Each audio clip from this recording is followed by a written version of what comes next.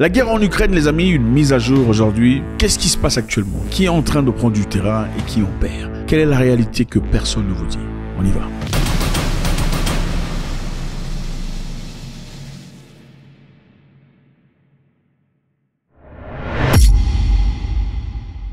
Moscou a avancé sur 498 km² en octobre seulement. La plus grande avancée territoriale de l'armée russe depuis le début du conflit. 498 km².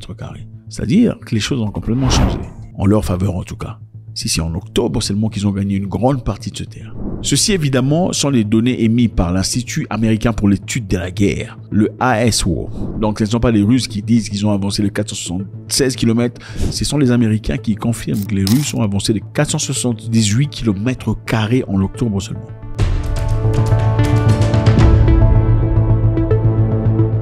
Le récent avancée se concentre majoritairement dans la région stratégique de Donetsk, où les forces russes ont pris 324 km², soit le 2/3 de gains d'octobre. Donc, la grande majorité des gains russes en octobre, c'était à Donetsk, 324 km² de terre conquis. Et ça, ce n'est pas une marche. Ils sont en train de combattre contre un adversaire farouche, aussi déterminé, si pas plus, de défendre son territoire.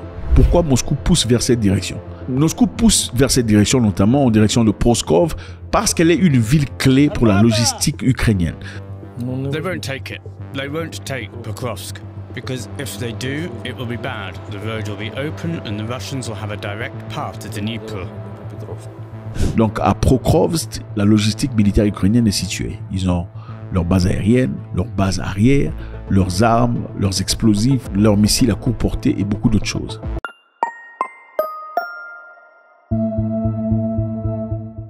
Cette offensive, évidemment, met en évidence les difficultés qu'ont les troupes ukrainiennes actuellement. Des difficultés à contenir les Russes. Les difficultés à contenir les Russes est renforcée par la supériorité numérique matérielle des soldats russes dans l'est du pays. C'est-à-dire que les Russes ont changé de stratégie. Ces stratégies ne sont pas publiées, ce sont des choses secrètes. Pendant que le combat se passe, pendant que tout le monde essaie d'observer ce qu'ils ont toujours fait, ils sont en train de faire des choses complètement différentes. Et c'est la raison pour laquelle ce gain énorme que nous remarquons. La Russie contrôle maintenant 18,2% du territoire. C'est beaucoup. C'est presque le 1/5 du territoire ukrainien.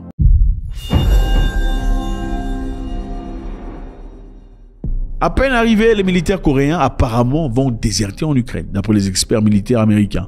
Comment ça?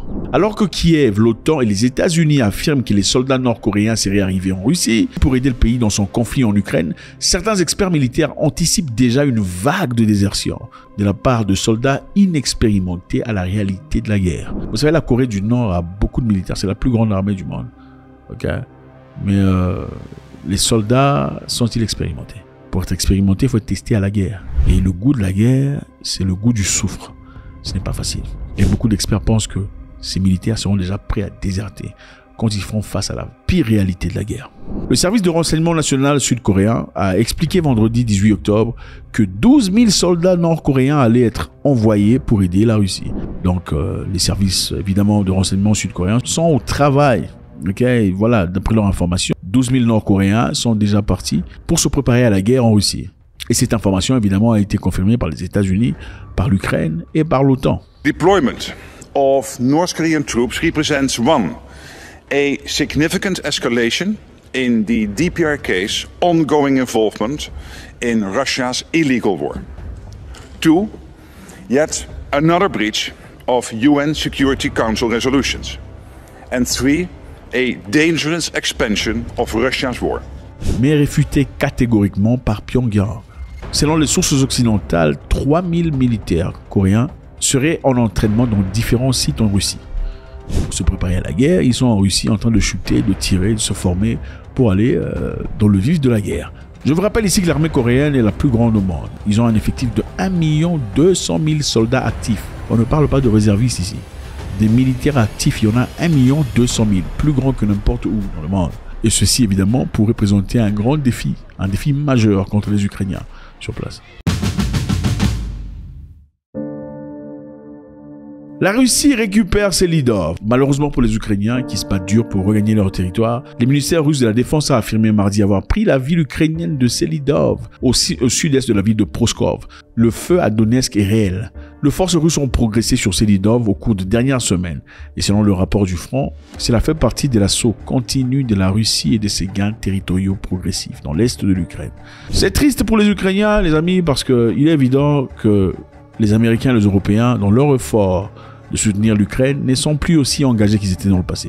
Okay? On voyait les packages en milliards de dollars à chaque fois que le président ukrainien se présentait aux États-Unis. Mais la dernière fois, on lui a envoyé à peine 400 millions de dollars. Et ça montre très ouvertement combien les gens... Et aussi, bon, il faudrait dire, les élections aux États-Unis poussent à ce que les gens se focalisent sur ce qui se passe aux États-Unis.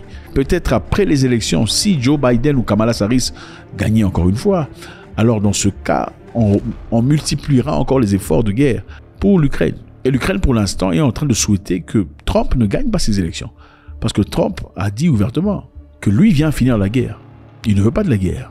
Après qu'on lui ait posé la question de savoir, tu veux que la Russie gagne ou que l'Ukraine? Can you say if you want Ukraine or Russia to win this war? I want everybody to stop dying. They're dying. Russians and Ukrainians. I want them to stop dying. And I'll have that done.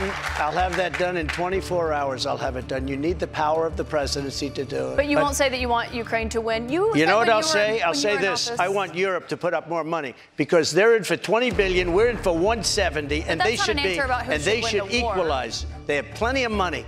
They should equalize. Il a clairement dit, je veux que les gens arrêtent de mourir. Parce que la mort des gens ne bénéficie qu'à un certain groupe de personnes, des élites. Ce n'est pas au nom de l'Ukraine qu'on se bat. Non, il y a des élites qui se font de l'argent entre pauvres. Il y a des gens qui veulent partir piller l'Ukraine. They're sitting on $10 to $12 trillion of critical minerals in Ukraine. They could be the richest country in all of Europe.